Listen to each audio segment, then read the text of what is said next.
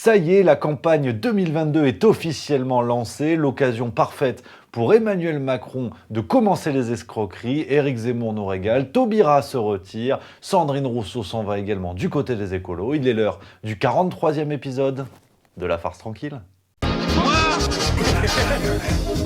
Taisez-vous. En Mais cet homme est 2018, ahurissant. porte-parole du gouvernement. Ce que vous venez de faire, c'est super. Ah, chers amis, un épisode chargé, ça va être de mal en pis, semaine après semaine, pour soutenir l'aventure, c'est précieux, vous le savez, n'hésitez pas à vous abonner, on s'est dit 500 000 abonnés à la fin de l'année. Donc si chacun met un petit clic, ça peut être zinzin, je me présente en 2027, on ne sait pas ce qui va se passer, mais soutenez l'aventure, n'hésitez pas à mettre le pouce bleu également si ça vous tente, ça fait plaisir. Alors pour ce 43e épisode de La Farce Tranquille, votre émission 100% politique sur Juste Milieu, vous le savez, tous les mercredis à 18h, on a un programme chargé, je préfère vous prévenir, des épisodes de plus en plus longs, et on ne va pas attendre sans coup faire rire. On va y aller tout de suite avec le sondage de la semaine. Maintenant, ça va chier. Alors la semaine dernière, je vous posais une question parce que le contexte Russie-Ukraine faisant, on pouvait se demander si les élections présidentielles allaient bien avoir lieu en France et le résultat est intéressant. Ah, le résultat est extrêmement serré. On se croirait dans le pantalon de Kim Kardashian parce que oui, vous avez été 962 à répondre et non, les élections ne seront pas reportées, vous avez été 920. Ah là, on n'est pas une vache près. Alors, cette semaine, pas de sondage spécifique, mais une pétition pour prendre la température, parce que vous le savez, et on va en parler au cours de cet épisode, la réélection d'Emmanuel Macron apparemment ne fait pas de doute. Ah, tu regardes les sondages, il va passer 120% d'intention de vote, ça commence à se voir, mais ils disent non, c'est quasiment une obligation. Donc moi, je vous ai posé la question, êtes-vous contre la réélection d'Emmanuel Macron? Tu vois, l'idée qu'il puisse se présenter, c'est la démocratie, il n'y a pas de problème. Mais juste de faire entendre la voix des Français qui disent non, mais on va voter. Enfin, s'il y a d'autres candidats, c'est qu'ils ont leur chance de gagner. Voilà. Donc, si ça vous intéresse, le lien est dans la description de la vidéo. Partagez sur les réseaux sociaux cette pétition, qu'on prenne de l'ampleur, de faire entendre voilà, la voix des gens qui refusent cette évidence que nous présentent les médias et tout ça. Parce que c'est ce qu'on appelle la démocratie. Donc, si ça vous tente voilà, de dire je défends la démocratie, bon, bah, vous pouvez partager, je compte sur vous. Alors, on attaque tout de suite ce tour d'horizon de l'actualité politique des 7 derniers jours. C'est extrêmement chargé, mais en tout cas, ça y est, c'est officiel, la campagne 2022 est lancée. On connaît les 12 candidats qui vont se bagarrer. Alors forcément, qui dit campagne lancée, dit petite rigueur administrative, alors, notamment les déclarations de patrimoine des candidats qui ont été rendues publiques. Bon, alors, on va pas s'attarder là-dessus. Hein. Emmanuel Macron, 500 000 euros. Voilà. Ancien banquier d'affaires chez Rothschild. Le président a plus de 10 000 euros par mois depuis 5 ans. Voilà. Bon, apparemment, soit il est très dépensier, soit il y a anguille sous roche. Non, mais attention, moi je ne veux pas relayer d'affreuses théories conspirationnistes. Ce 500 000, ce 500 000, on gobe. C'est pas la première fois qu'on avale n'importe quoi. Je n'ai jamais eu de cadeau caché, je n'ai jamais eu de prébande. Oui. L'argent que j'ai gagné, je l'ai gagné. Moi, je sais d'où je viens et je sais où je veux aller. Et puis forcément, la valse des sondages à la con continue. Et puis là, on nous fait gober l'idée que la réélection d'Emmanuel Macron est une évidence. Vous le savez, on en parle vidéo après vidéo, notamment une récente vidéo Juste Milieu qui a bien marché. C'est celle-ci. Vous avez été nombreux déjà à la regarder. N'hésitez pas si ça vous tente. Pourquoi tout cela semble être bidonné? Et puis ça continue, la sondage du 8 mars. On avait Emmanuel Macron qui maintenant est à 33,5% au premier tour. Faut prévenir les instituts de sondage que ça s'arrête à 100 parce qu'on va pas pouvoir les prendre au sérieux. Quand après ils vont nous dire oui mais attention, Corée du Nord, Poutine. Alors je veux bien sûr que ça n'a rien à voir. Mais pourvu que ça dure, que ça n'ait rien à voir, parce que ça commence quand même à se rapprocher. Et puis on nous dit également, au deuxième tour, face à Mélenchon, il ferait 68,5%. Voilà. Ouais, non, mais on commence à coller à 100%, puis quand on en sera là, derrière c'est rideau.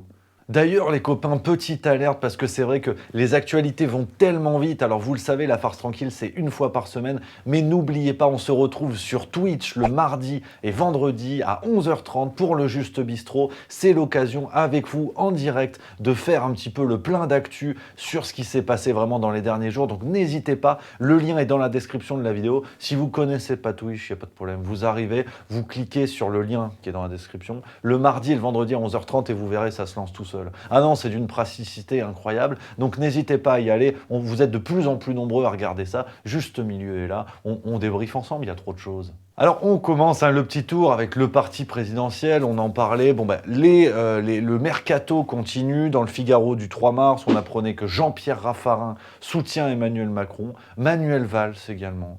Ouais, là c'est vraiment le fond du bidet. Dans le Parisien du 6 mars, on apprenait qu'il y a également François Rebsamen, ancien ministre du Travail, sous François Hollande. Enfin, les ralliements sont de plus en plus nombreux de la part de personnalités dont on connaissait déjà les accointances d'Emmanuel Macron. Et curieusement, ils s'annoncent tous en même temps.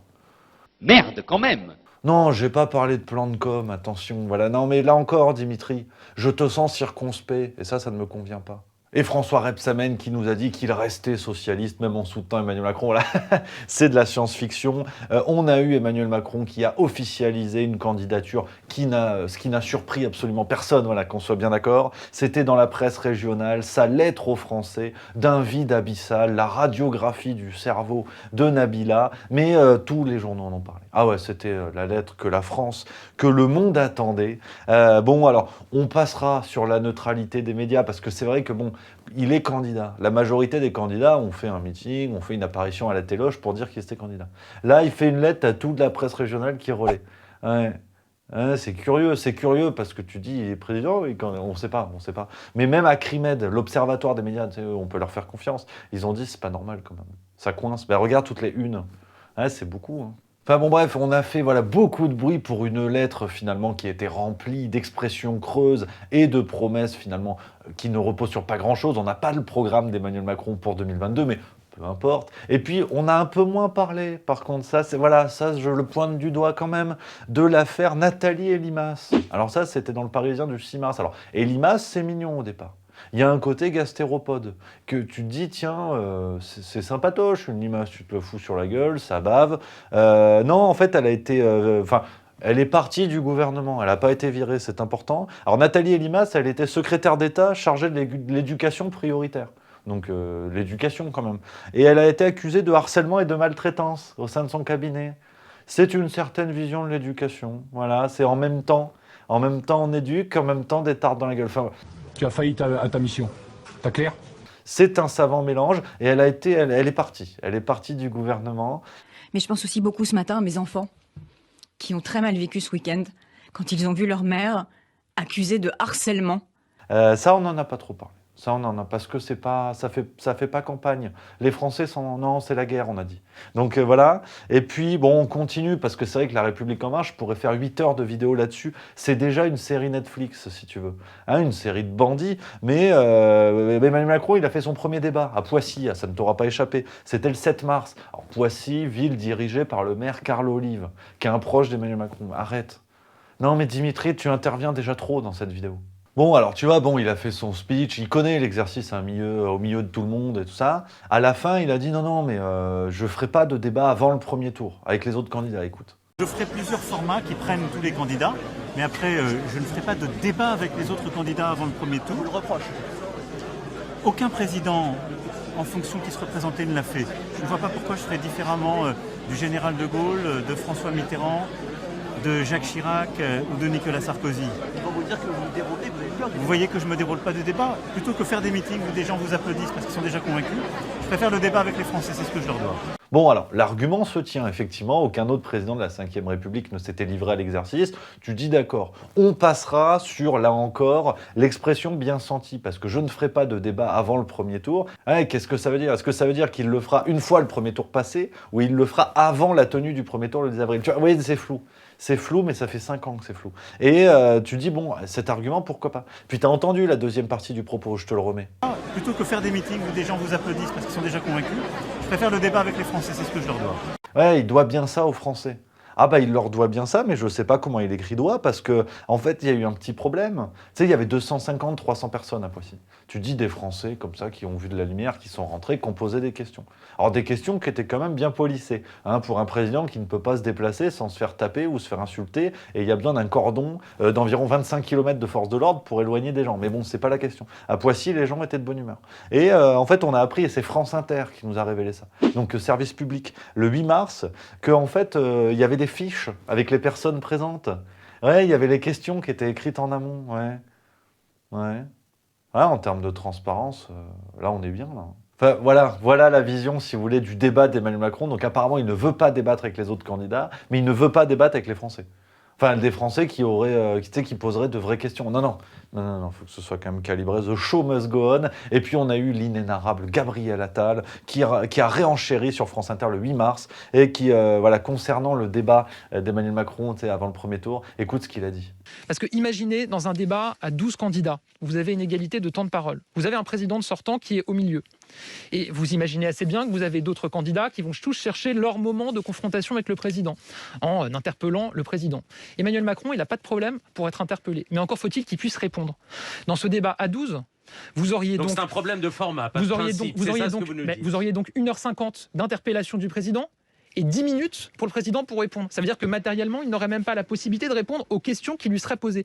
Donc ça ne serait pas un débat. Ça serait du spectacle, du buzz, une foire d'empoigne. Ouais, alors venant de Gabriel Attal, qui critique le spectacle et le buzz, c'est vraiment un boucher qui s'en prendrait une côte de bœuf. Mais bon, apparemment, tout va bien. Et puis sinon, on déroule avec les Républicains. Alors Valoche qui commence à adopter petit à petit la stratégie du plus rien à perdre / plus rien à foutre. Elle a choisi de faire un débat, c'est dans le Figaro du 3 mars, avec Éric Zemmour. Ils vont débattre ensemble le 10 mars, ouais. Alors là, mauvaise pioche. C'est comme au Uno, t'as un 3 verts, en face, il y a 8 plus 4. Donc là, ça va être compliqué. Elle va ramer, mais bon, en même temps, quand t'as plus rien à perdre, voilà. Et puis, même niveau optimisme, ça c'était dans le journal du dimanche du 6 mars, on apprend que, c'est vraiment ça, quoi. Même dans son entourage, il y a vraiment cette idée de plus rien à perdre, c'est officiel. Donc, on va se régaler. Non, puis sinon, ça va devenir une tradition pendant cette campagne. Le caca culotte du jour est adressé à Laurent Wauquiez, qui nous en a fait une magnifique. C'était dans son discours à Chartres le 4 mars. Il s'en est pris à Emmanuel Macron. Écoute ce qu'il nous a dit. Emmanuel Macron est le modèle d'un président de la République tout à la fois monarchique et dictateur. Et puis forcément, quelques heures plus tard, le courage, la détermination de Laurent Wauquiez qui s'est excusé sur Twitter. Il a dit « L'usage dans le contexte actuel du terme de dictateur n'était pas adapté, je le retire. » Ouais. Ils sont vraiment pas maîtres de leurs propos à ce point-là ou c'est une caméra cachée en fait ?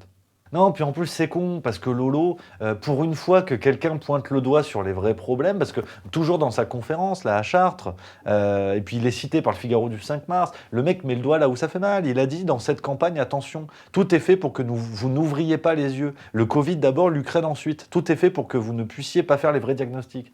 C'est con, parce que pour une fois que quelqu'un dit un truc vrai, il le retire. Merde, c'est que c'est vraiment pas l'habitude, la vérité. Oh, c'est ballot, hein. Enfin, on continue du côté de Reconquête et Éric Zemmour. On a appris le ralliement, ça y est, c'est tombé. C'était dans le Figaro du 3 mars. Le ralliement de Marion Maréchal. Ça a été officialisé lors du meeting d'Éric Zemmour à Toulon le 6 mars. Marion Maréchal. Ça y est, Marion Maréchal rejoint Éric Zemmour. Bon, là encore, c'est une demi-surprise, mais c'est vrai qu'on a déjà des questions qui se posent dans les vestiaires sur la cohabitation avec Sarah Knafo. On ne sait pas trop qui va être un peu vraiment la figure féminine tutélaire dans le parti de Zemmour, mais on va voir, on va suivre ça de près. C'est une véritable telenovela. Du côté de la France insoumise, alors c'est vraiment la grosse surprise de cette semaine, de ces dernières semaines, Jean-Luc Mélenchon qui ne fait que grimper dans les sondages malgré le peu de respect qu'on peut porter à ces sondages. Oui, d'abord j'ai admiré vos pudeurs de gazelle. Mais c'est vrai que la campagne de Jean-Luc Mélenchon prend forme jour après jour. C'était dans le Parisien du 6 mars où on nous dit, l'expression est toute trouvée, Mélenchon a grandi son trou de souris et effectivement, il était notamment en meeting à Lyon le 6 mars, ça a été encore un coup de force, près de 15 000 personnes. Et puis, alors ça c'est peut-être la tuilasse, attention. On a appris que la primaire populaire, tu sais, le gadget bidon qui voulait mettre Taubira au pouvoir de la galaxie, finalement, ils soutiennent Jean-Luc Mélenchon. C'est peut-être la tuilasse. Alors attention, c'est pour ça. On parle de Jean-Luc, c'est peut-être maintenant que ça va se péter la gueule. Oui, d'autant plus que Jadot avait fini devant lui dans les résultats de la primaire populaire, mais ils ont décidé de soutenir quand même Jean-Luc Mélenchon. Voilà, eux aussi, la transparence, vraiment, c'est une vieille notion qu'on ne retrouve plus que dans les musées. Et du côté du Parti Socialiste, on en a parlé, Christiane Taubira se retire, alors voilà encore aucune surprise, c'était dans le Figaro du 3 mars, et elle a dit c'est la faute au parrainage. Elle a dit un dispositif administratif qui vit ses dernières heures, c'est sûr qu'elle s'y connaît en dernières heures, et elle a dit non, c'est les parrainages. Parce que la France avait besoin d'elle, mais là c'est les parrainages qui... ça s'est joué à un bec de mouette, quoi. Et puis du côté d'Europe Écologie Les Verts, on va boucler là-dessus parce que eux aussi, bons fournisseurs de bonnes vannes. Là, c'est Sandrine Rousseau. Elle nous a régalé à peu près toute la semaine. On a appris sur BFM TV le 3 mars qu'elle s'était faite virer du parti. Je pense que Yannick Jadot, il a dit c'est bon, foutez-moi ça dehors, la guignole, on n'en peut plus. Et donc, c'est vrai que ça vient couronner une accumulation de pépites de Sandrine qui s'est donnée. Tu sens que... Je pense qu'elle les écrit à l'avance parce que c'est trop fort. Ouais, en quelques jours, elle nous a dit ça, par exemple, c'était dans Le Parisien. Nos grands stratèges politiques sont juste nuls, je deviens folle. Alors au moins, elle dit la vérité sur le dernier point, ça on s'en doute. Dans la dépêche du Midi, le 6 mars, elle nous a dit « Ça me déprime de faire de la politique dans des groupes du Ku Klux Klan. Je veux faire de la politique avec des visages de toutes les couleurs. » C'est de l'art contemporain. Ceci est une pipe. Ouais. Vous êtes dingue. Non, et puis là encore, allez, le trophée d'honneur, le caca culotte d'honneur de la semaine. Le 7 mars, elle était sur le plateau des 4 vérités. Elle a dit « C'était maladroit. » Il y a trop de blancs dans l'équipe qui entoure déjà, Yannick Jadot. Cette expression était excessive. Elle était dans un débat dans les quartiers populaires où il y avait plusieurs centaines de personnes dans la salle. Et l'idée était de savoir comment faire en sorte que la politique soit beaucoup plus représentative, le monde politique soit beaucoup plus représentatif de de la population française. Et personne n'a été capable de me redire les phrases exactes que j'ai dites. Et moi, dans le feu, je me souviens pas exactement. Et ça a été retranscrit par la dépêche. J'ai parlé du Ku Klux Klan, mais j'ai utilisé... Et c'était maladroit de ma part. Mais quand même, voilà, c'est Sandrine. Il y a toujours une vanne à faire. C'est la Claudia Tagbo de l'éolienne. Elle a dit, bon, c'était maladroit. Mais quand même, derrière, elle a réenchéri. Elle a parlé de suprémacisme blanc. Ouais, parce qu'il ne faut pas déconner. Mais j'ai utilisé cette expression volontairement choquante pour dire quoi ? Pour dire qu'on est face à une extrême droite qui monte d'une manière historique, qu'on est face à un suprémacisme blanc. Madame. Et puis sinon, on va boucler, vous le savez, c'est la tradition, avec la pépite de la semaine.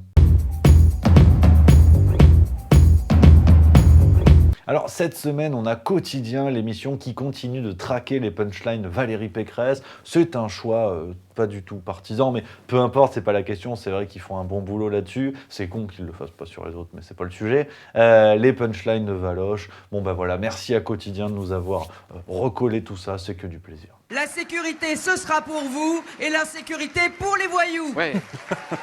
Marianne ne sera pas une femme voilée. Ouais. 5 ans, c'était trop. 10 ans, ce sera trop tard. Et oui, le bilan d'Emmanuel Macron a des allures de dépôt de bilan. Demain, il va falloir dépenser moins. Bam! Et puis voilà les amis, on arrive au bout. On arrive au bout de ce 43e épisode de La Farce Tranquille. Tout va s'accélérer maintenant. Il reste 30 jours à peine avant le premier tour de la présidentielle 2022. On se lâche pas, vous le savez, sur Juste Milieu. On envoie du bois, on se retrouve sur Twitch, on se retrouve sur YouTube, de plus en plus de formats. Abonnez-vous aussi également, Juste Mensuel, ça fait toujours plaisir. Et puis sinon, en attendant, vous pouvez découvrir les autres vidéos, Juste Milieu, qui ont un panache. Je veux dire, ça fait plaisir. Ou sinon, vous pouvez vous abonner. Et ça me met le sourire. Du baume au cœur. Allez.